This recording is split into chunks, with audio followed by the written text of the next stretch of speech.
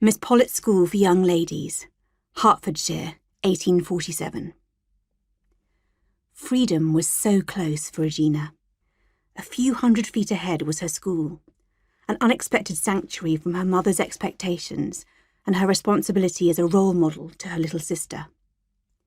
This school meant a chance to be a young girl with her friends. She could see them now. Adelaide and Elodia, standing just outside the school waiting for her, to be released from her mother's clutches. But there was no way her mother would allow her daughter out of their carriage without a few warnings and instructions. Make sure to behave well, Mrs. Mudderby Mason repeated to Regina as she brushed an errant curl back from her forehead.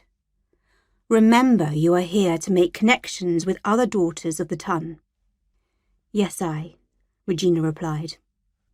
You have to behave like they do, or you will not be able to fulfill your role of Baroness when the time comes. That God-forsaken role. The noose her parents tied to lift her prospects was, in fact, choking the life out of her. 17 and her future already decided.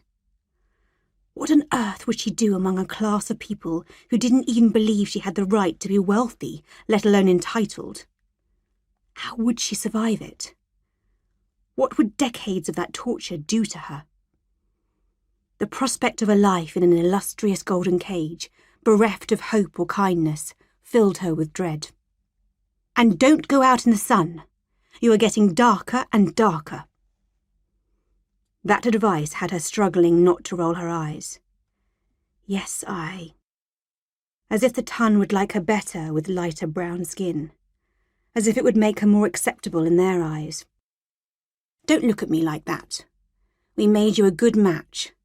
But barons don't like girls with dark skin, Regina. It was always Regina with her mother now, not her given name, Reggiani. Not since her father had struck a deal with a baron and moved their small family from Bombay to England when she was 14. From then on, she was a baroness in training, and a baroness couldn't have a name like Reggiani. It was strange the first time she'd been introduced as Regina. Now it was instinctive.